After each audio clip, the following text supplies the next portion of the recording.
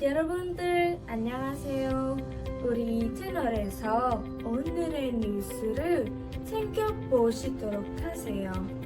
이들은 정기적으로 업데이트되는 뉴스입니다. 그럼 이제 다음 뉴스를 보시도록 하겠습니다. 고무적인 항쟁에 물결이 몰아치며 자본주의, 정상 상태에 심각한 도전을 제기하고 있다. 이 항쟁들은 우리가 체제에 도전할 수 없다는 말이 거짓임도 드러냈. 하이티에서는 2017년 현 대통령 조브넬 모이즈가 집권 이래 시위가 계속 있었다. 애초에 시위대는 모이즈한테 문제를 해결하라고 촉구했다. 이제 하이티 시위는 정권 퇴진을 원한다. 홍콩에서 민주주의 확대를 요구하는 운동은 낯선 것이 아니다. 2014년 홍콩 거리를 휩쓴 우산혁명도 같은 요구를 했다. 많은 경우 지금 분출하는 항쟁은 오랫동안 계속되어온 투쟁이 최근 새 국면을 맞은 것이다. 이 체제가 대중이 바라는 바를 내놓을 수 없기 때문에 항쟁이 계속 벌어지는. 이 운동들은 2007에서 2008년 금융위기 이래 10년간의 긴축, 정치적 격동, 경제적 불안정성 끝에 벌어진 것들이다.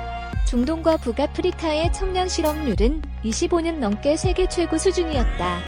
알제리에서는 대통령 압델라지즈 부테플리카가 오선 출마를 선언한 것이 올해 초 항쟁을 촉발했다.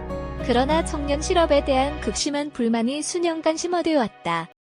경제 위기와 긴축으로 임금이 대폭 삭감되고 실업이 늘고 복지, 수당 제도가 개혁되고 연금이 줄었다. 긴축의 파장이 모든 곳에서 고르게 나타난 것은 아니다. 그러나 긴축 공격 때문에 체제에 대한 불만이 전반적으로 자라났다. 이에 더해 기후변화에 대한 경각심이 높아지면서 더 많은 사람들이 이 체제가 고장났다고 느낀다. 현재 몰아치는 항쟁의 물결은 쉽게 사그라들 불똥 같은 것이 아니다. 칠레에서는 지하철 요금 인상이, 하이티에서는 물자 부족과 부패가 계기가 됐다. 에콰도르 시위대는 긴축 정책들에 맞서, 이라크 시위대는 빈곤과 부패의 극진적 변화가 이 지역을 휩쓸 때까지 더 많은 항쟁이 벌어질 듯하다. 이런 항쟁들의 뿌리에는 체제의 불안정한 본성이 있다. 혁명가 마르크스는 자본주의가 위기를 맞는 과정을 설명했다. 경제 침체가 정치 위기를 낳는다. 제국주의 전쟁이 불안정을 키운다. 이윤을 내기 어려워지기 때문에 사장들은 노동자들을 공격한다. 저항의 물결이 있는 것은 수면 아래에서 이런 요인들이 일반화됐기 때문이다. 한 곳에서 일어난 항쟁이 다른 곳에 영향을 주기도 했다. 오늘날 경제, 정치가 위기에 빠져 있다. 어느 한 나라만이 아니라 세계 곳곳에서 말이다. 한 곳에서 일어난 투쟁이 다른 곳의 사람들에게 투쟁할 자신감을 북돋을 수도 있다. 2011년 아랍의 봄 당시 이런 일이 2010년 12월 튀니지에서 실업과 고물가 때문에 시위가 벌어졌다. 이 시위는 혁명으로 발전해 튀니지를 23년 동안 지배한 독재자 벤 알리를 한 달도 안 돼 퇴진시켰다. 튀니지 항쟁은 이집트 혁명을 촉발했다. 이집트 사람들은 호스니 무바라크 독재 정권 하에서 30년 동안 신음했는데 무바라크는 혁명 발발 18일 만에 쫓겨났다. 이집트 혁명이 승리하자 리비아, 바레인, 예멘, 시리아 등 곳곳에서 항쟁이 분출했다. 역사 속에서 이 같은 투쟁의 연쇄적 파도가 여러 차례 몰아쳤다. 주목할 점은 이 많은 운동들이 훨씬 더 심오한 변화를 요구하는 투쟁으로 빨리 진전됐다는 것이다. 1968년 반란 당시 급진적인 흑인 운동과 여성 차별에 맞선 운동은 베트남 전쟁 반대 운동, 학생 반란, 노동자 파업과 프랑스에서 대중 파업과 시위가, 미국에서 소유 사태가, 체코슬로바키아에서 프라하의 봄이, 아일랜드에서 시민 평등권을 둘러싼 전투, 제1차 세계대전은 러시아 혁명으로 종식됐다. 당시에도 대중은 전쟁의 고통에 신음하며 분노가 널리 확산되고 있었고 변화 쟁취 염원도 러시아 혁명 승리 후 전 세계에서 혁명적 투쟁과 항쟁이 분출했다. 자본주의는 투쟁을 부르는 불안정한 체제다. 그렇다고 혁명이 일어나길 그저 손 놓고 기다릴 수는 없. 지금 세상에 대한 분노는 오른쪽으로 이끌릴 수도 있. 2016년 미국 대선에서 도널드 트럼프 당선, 2018년 브라질 대선에서 자이르 보우소나루 당선, 유럽 곳곳에서 극우의 선거 득세는 우려스런 징후들이다. 체제에 대한 분노가 있다고 해서 사람들이 자동적으로 투쟁에 나서진 않는다. 노동자들은 자본주의 하에서 부를 창출하며 이들에게는 거대한 잠재력, 그러나 이 체제는 우리가 스스로 무력하고 소외됐다고 느끼게 한다.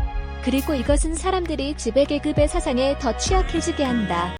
그렇다면 어떻게 투쟁이 승리하게끔 할 수 있을까? 지금 투쟁하는 사람들 중에는 아랍의 봄에서 몇몇 교훈을 얻은 사람들도 있고 건좌에 앉은 사람 몇 명 갈아치우는 것으로는 사회를 더 나은 사회로 바꾸기에 부족하다.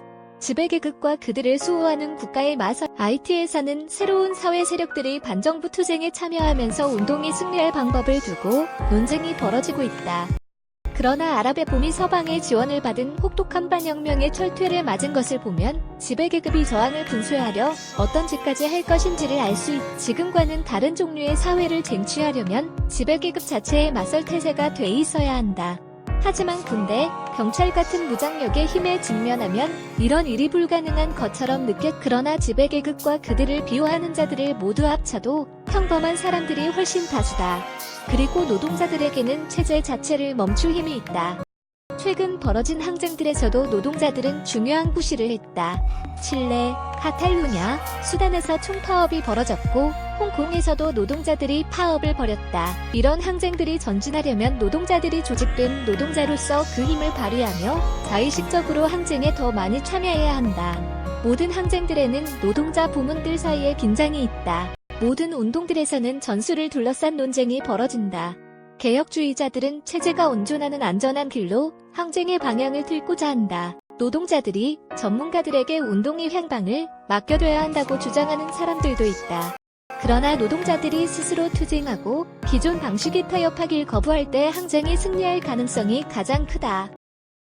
수단 항쟁 때도 독립노동조합연맹 수단직능인협회 SPA가 운동의 전진에 힘을 보탰다.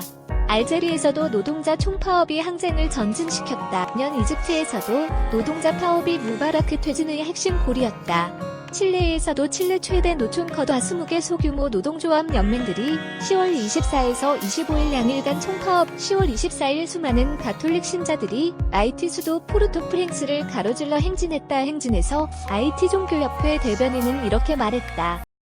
강력한 노동조합인 구리 노동자조합 FTC도 총파업에 동참해 칠레 국영 구리 생산기업 코델코가 보유한 칠레 곳곳의 광산에서 파업에 나섰다. 노동자는 자본주의를 전복하고 사회주의 사회를 건설할 만큼 숫자도 많고 그럴 수 있는 능력도 이를 목표로 투쟁하는 혁명적 조직 건설이 이런 항쟁들에서 결정적 차이를 만들 수 있다. 현 정권과 체제를 그대로 둔 채 전진할 수 있겠습니까?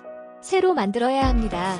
그러나 비폭력 시위에 반대해 직접 행동이 필요하다고 주장한 시위 참가자들도 있었다. 홍콩에서는 시위가 21주째 이어지고 있다. 이 운동은 송환법에 반대하며 시작됐지만 지금 홍콩 민중은 정권 퇴진, 민주주의 증진, 경찰 해체를 요구한 레바논에서는 왓츠앱 메신저를 이용한 음성통화에 세금을 부과하겠다는 계획 때문에 시위가 촉발됐다. 며칠 만에 시위대는 이렇게 혁명. 왜 지금 이토록 투쟁이 분출하고 있는가? 그리고 왜 이렇게 전투적인가? 이런 시위들이 난데없이 벌어진 것은 아니다.